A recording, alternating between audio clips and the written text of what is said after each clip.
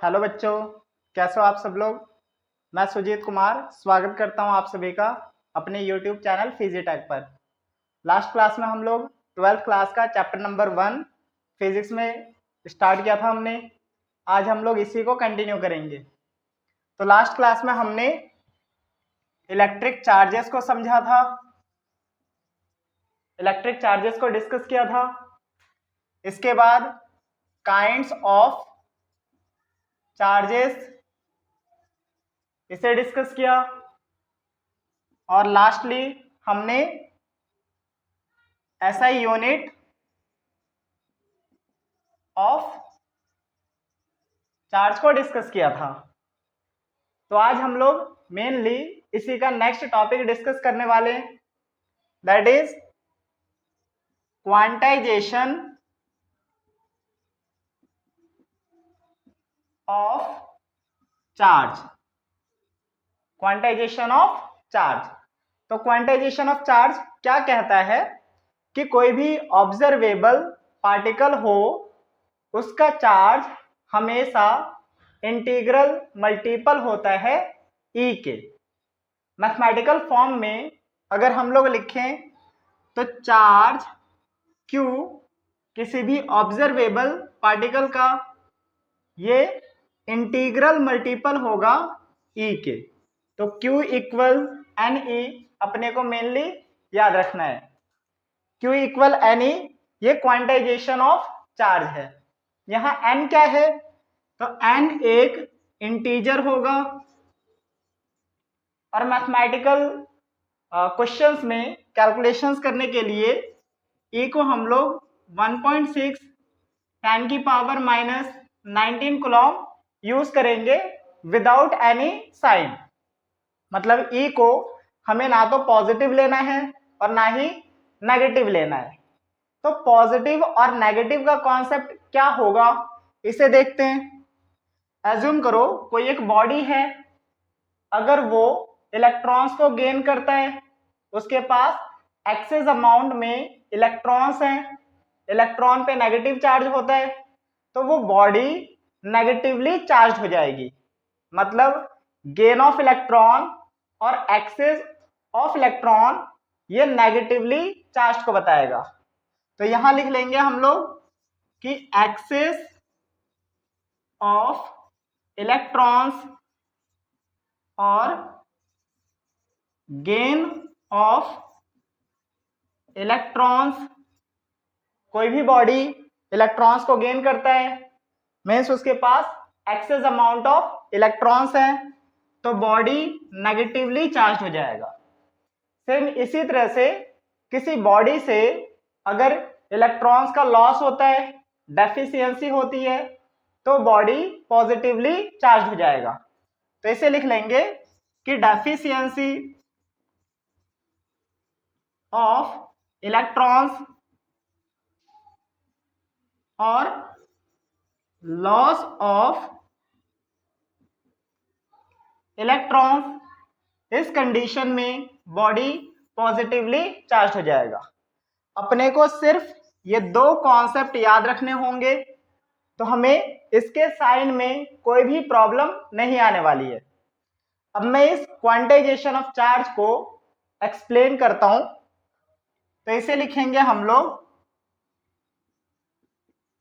The charge of an observable particle is an integral multiple of E। किसी भी observable particle का charge integral multiple of E होता है। अगर मैं ऐसा एज्यूम करूं कि एक बॉडी है, एज्यूम करते हैं एक बॉडी है, और इस बॉडी में N1 प्रोटॉन्स हैं, N1 प्रोटॉन्स हैं और N2 इलेक्ट्रॉन्स हैं, N2 इलेक्ट्रॉन्स हैं। तो इस बॉडी का टोटल चार्ज क्या होगा। अगर मैं टोटल चार्ज Q लिखता हूं, हमें पता है प्रोटॉन पे चार्ज पॉजिटिव होता है, एक प्रोटॉन है तो एक प्लस ई, दो प्रोटॉन होते तो 2e, तीन होते तो 3e लिखते। तो यहाँ n1 प्रोटॉन्स हैं तो इसे लिखेंगे n1 and plus e proton का चार्ज, प्लस यहाँ पर n2 इलेक्ट्रॉन्स हैं, सेम अगर एक इलेक्ट्रॉन होता तो माइनस e, दो इलेक्ट्रॉन होते तो माइनस 2e, तीन होते तो माइनस 3e। यहाँ n2 इलेक्ट्रॉन्स हैं तो इसे लिखेंगे नंबर ऑफ इलेक्ट्रॉन और एक इलेक्ट्रॉन का चार्ज। तो टोटल चार्ज क्या हो जाएगा, टोटल चार्ज हो गया n1e minus n2e, e common लेंगे तो n1 माइनस n2e, ये इस बॉडी का चार्ज होगा। अगर किसी बॉडी के पास n1 प्रोटॉन है और n2 इलेक्ट्रॉन्स हैं तो टोटल चार्ज क्या हो गया n1 माइनस n2e। तो यहां पर भी n1 n2 नंबर है, इंटीजर आएगा, और e integral multiple of electrons हो गया। तो क्वांटाइजेशन ऑफ चार्ज है ये। सेम हम लोग यहाँ पर एक सिंपल सा कॉन्सेप्ट समझ सकते हैं कि एटम जो होता है वो आइसोलेट कंडीशन में हमेशा न्यूट्रल होता है, न्यूट्रल होता है, मतलब atom has no electric charge. अगर वो आइसोलेट है, अकेला है, कोई इंटरेक्शन नहीं है किसी के साथ, इस कंडीशन में एटम हमेशा न्यूट्रल रहेगा। जैसे मैं बात करूं सोडियम की, तो सोडियम में कितने प्रोटॉन्स होते हैं, तो यहाँ 11 प्रोटॉन्स होंगे और सोडियम में 11 इलेक्ट्रॉन्स भी होते हैं, 11 इलेक्ट्रॉन्स होते हैं। Number of proton, number of electron ये सेम है, 11 इलेक्ट्रॉन्स है, 11 प्रोटॉन्स है। तो 11e प्लस का 11e माइनस का दोनों ऐड करें तो ये हो जाएगा 11e प्रोटॉन के प्लस 11 और charge of electron minus e, total charge क्या आएगा, तो ये हो जाएगा 0। मीन्स एटम इलेक्ट्रिकली न्यूट्रल होता है आइसोलेटेड कंडीशन में। तो हमने यहाँ पर क्वांटाइजेशन ऑफ चार्ज को डिस्कस किया है। ओके, तो आगे हम लोग अभी कंटिन्यू करते हैं। आई होप यहाँ तक सभी को समझ में आ रहा होगा।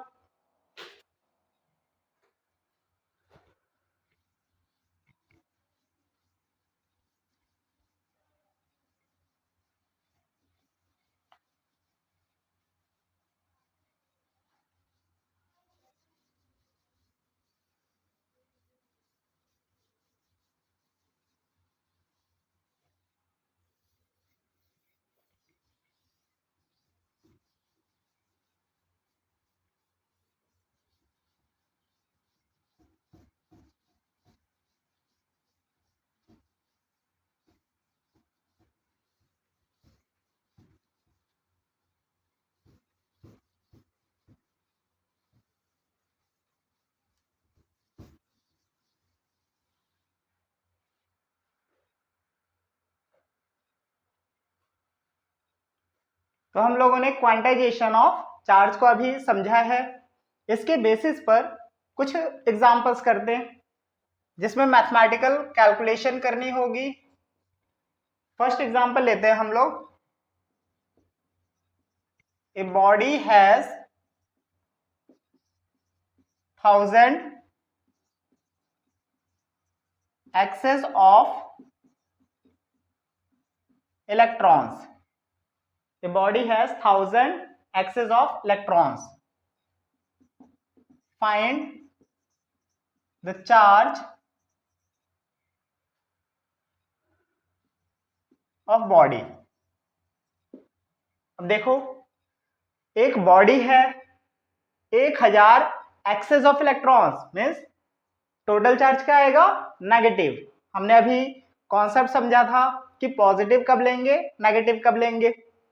अगर एक्सेस अमाउंट ऑफ इलेक्ट्रॉन्स है तो बॉडी के पास नेगेटिव चार्ज होगा, अगर डेफिशिएंसी होता तो पॉजिटिव चार्ज आता। अब चार्ज निकालना है तो क्वांटाइजेशन लॉ के according Q that we need to find, Q हमें फाइंड आउट करना है। क्वांटाइजेशन रूल क्या कहता है, Q equal n e, n number किसकी, इलेक्ट्रॉन्स की, तो 1000 इलेक्ट्रॉन्स हैं इनटू ई की वैल्यू 1.6 10⁻⁻19, चार्ज फाइंड आउट कर रहे हैं, चार्ज की यूनिट कूलम होती है, एक्सेस है तो फाइनल आंसर नेगेटिव में। इसे सिंप्लीफाई करेंगे तो हमारे पास -1.6 इंटू 10⁻⁻16 कूलम रिजल्ट मिल जाएगा। बहुत बेसिक सा एग्जांपल है, क्वांटाइजेशन ऑफ चार्ज यूज करना था, क्यू इक्वल एन ई होता है, एन नंबर ऑफ इलेक्ट्रॉन्स 1000, ई अपने को पता है, एक्सेस और डेफिशिएंसी, इसके बेसिस पर हम लोगों ने साइन यूज कर लिया, नेगेटिव आएगा या पॉजिटिव आएगा। सेम दूसरे एग्जांपल देखते हैं। An object has 5000 deficiency of electrons. Find the charge of object. अब क्या बोला गया है, object has 5000 deficiency of electrons, electrons की डेफिशिएंसी है, मतलब ऑब्जेक्ट के पास पॉजिटिव चार्ज होगा। तो हमें चार्ज फाइंड आउट करना है। Again quantisation of charge, Q equal n e होता है, n number of electrons that is 5000 into e की वैल्यू 1.6 इंटू 10⁻⁻19 कूलम। अब हमें पता है कि इलेक्ट्रॉन्स की डेफिशिएंसी हुई, डेफिशिएंसी का मतलब ऑब्जेक्ट के ऊपर पॉजिटिव चार्ज आएगा। इसे सिंप्लीफाई करें, इसे कैलकुलेट करेंगे तो हमारे पास मिल जाएगा 8000 इंटू 10⁻⁻19 कूलम। अगेन सॉल्व करें, इसे सॉल्व करेंगे तो Q इक्वल 8 इंटू 10⁻⁻16 कूलम, ये अपना रिजल्ट आएगा। तो ये हमारे पास चार्ज आ गया, डेफिशिएंसी का मतलब पॉजिटिवली चार्ज होगा और एक्सेस का मतलब नेगेटिवली चार्ज होगा। सेम नेक्स्ट एग्जांपल देखते हैं।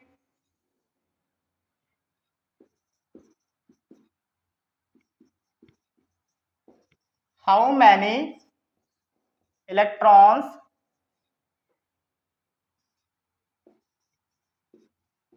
Make up -1 coulomb of charge. अब हमसे क्या पूछा गया कि कितने electrons, how many electrons makeup -1 coulomb of charge, कितने इलेक्ट्रॉन मिलकर के -1 कूलम ऑफ चार्ज देंगे। तो हमें Q दे दिया है, Q charge of the object, तो चार्ज हमारा -1 कूलम। अब माइनस क्यों आया होगा, क्योंकि उसके पास एक्सेस अमाउंट ऑफ इलेक्ट्रॉन्स हैं। तो कैलकुलेशन में नेगेटिव पॉजिटिव रिमूव कर देंगे और सिंपल कैलकुलेशन करेंगे। नेगेटिव और पॉजिटिव का कॉन्सेप्ट अभी हमने सीखा हुआ है। अपने को नंबर निकालना है, n की वैल्यू फाइंड आउट करनी है। तो क्वांटाइजेशन ऑफ चार्ज अगर यूज करें तो Q इक्वल एन ई होता है, n हमें फाइंड आउट करना है तो ये हो जाएगा Q divided by E। Q 1 coulomb है, Q 1 कूलम है and E 1.6 10⁻⁻19 coulomb. Coulomb coulomb cancel हो जाएंगे, 10⁻⁻19 ऊपर जाएगा तो ये 1 इंटू 10⁻⁻19 डिवाइडेड बाई 1.6 हो गया। अब सिंपली सॉल्व करना है, यहां से पॉइंट हटाया 0, 2 से डिवाइड करो, अब 5 को 8 से डिवाइड कर लो तो n हो जाएगा 0.625 इंटू 10⁻19। अगर इस पॉइंट को एक नंबर के बाद अगर लिखें तो n 6.25 इंटू 10⁻18, ये n मिल गया। n की कोई यूनिट नहीं होती है, तो इतने इलेक्ट्रॉन्स मिल करके हमारे -1 कूलम ऑफ चार्ज देते हैं। तो हमने 3 बेसिक से एग्जाम्पल किए हैं क्वांटाइजेशन ऑफ चार्ज पर। आई होप सभी को समझ में आ रहा होगा, कोई दिक्कत नहीं हो रही होगी। क्वांटाइजेशन ऑफ चार्ज बहुत ही सिंपल है, Q इक्वल N होता है, इतना याद रखना है। पॉजिटिव और नेगेटिव कब लेंगे? पॉजिटिव लेंगे जब डेफिशिएंसी ऑफ इलेक्ट्रॉन्स होगा, लॉस ऑफ इलेक्ट्रॉन्स होगा। और नेगेटिव कब लेंगे? जब गेन ऑफ इलेक्ट्रॉन हो या फिर एक्सेस अमाउंट में इलेक्ट्रॉन्स होते हैं, तो हम लोग नेगेटिव लेते हैं।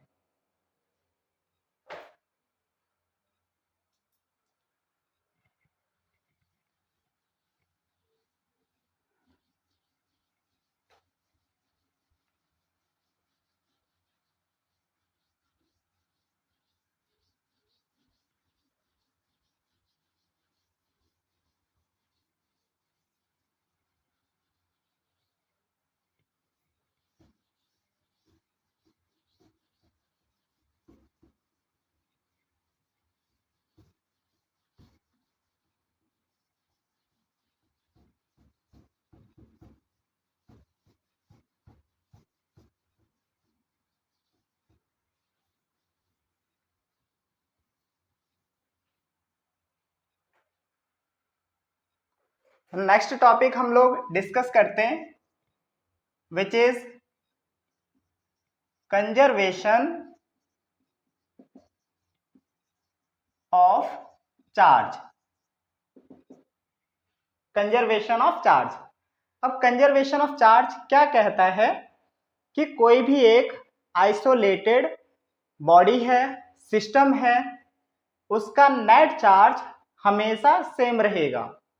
मतलब आइसोलेटेड सिस्टम का नेट चार्ज ना तो क्रिएट किया जा सकता है और ना ही डिस्ट्रॉय किया जा सकता है।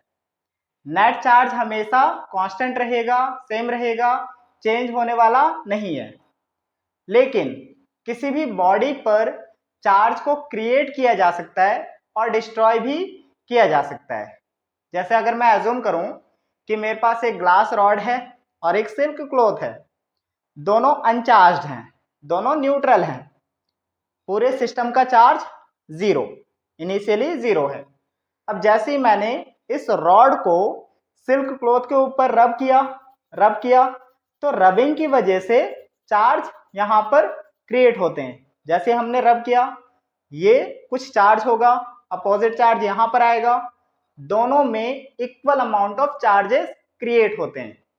अगर मैं ऐसा मान लूं कि यहाँ पर -10 कूलम आया तो यहाँ +10 कूलम आएगा, और टोटल चार्ज देखोगे सिस्टम का तो -10 कूलम +10 कूलम अगेन 0 होगा। तो पूरे सिस्टम का नेट चार्ज हमेशा सेम रहने वाला है। तो इसे लिखेंगे हम लोग net charge of an isolated system can neither be created nor be destroyed। Net charge isolated system का ना तो क्रिएट हो सकता है और ना ही डिस्ट्रॉय हो सकता है। But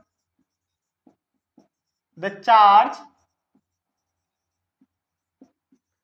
of an object can be created or be destroyed।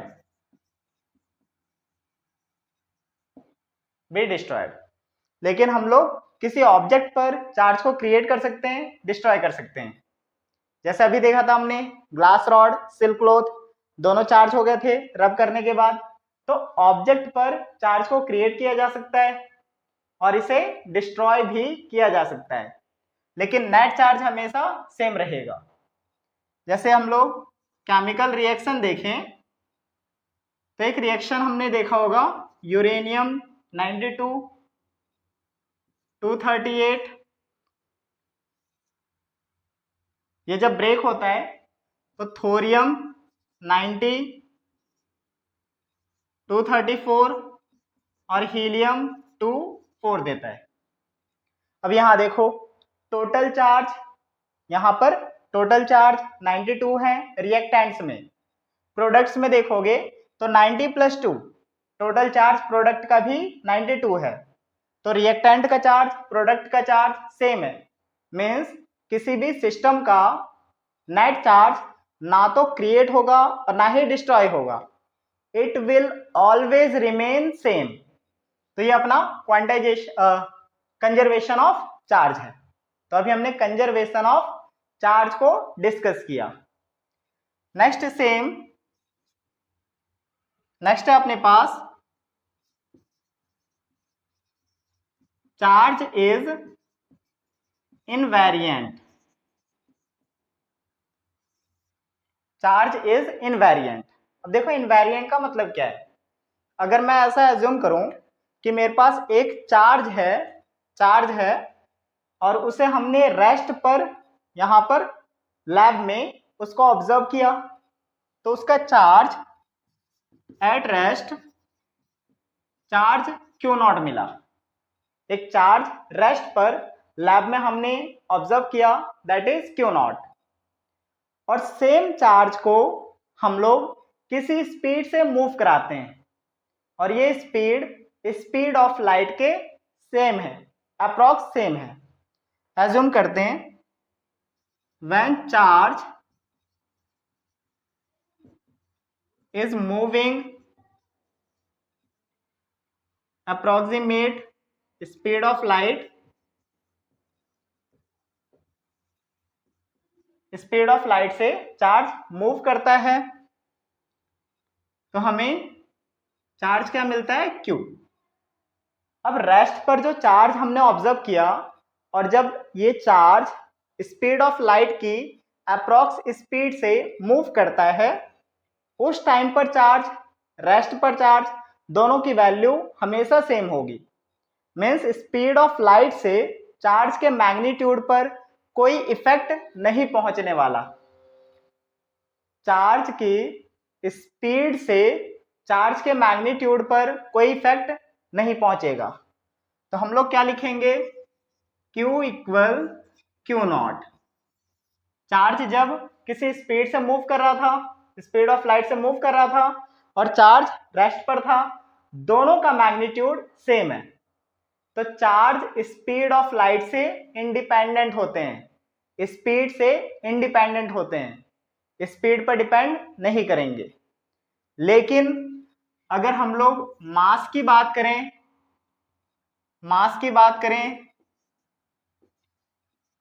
m0 rest mass है,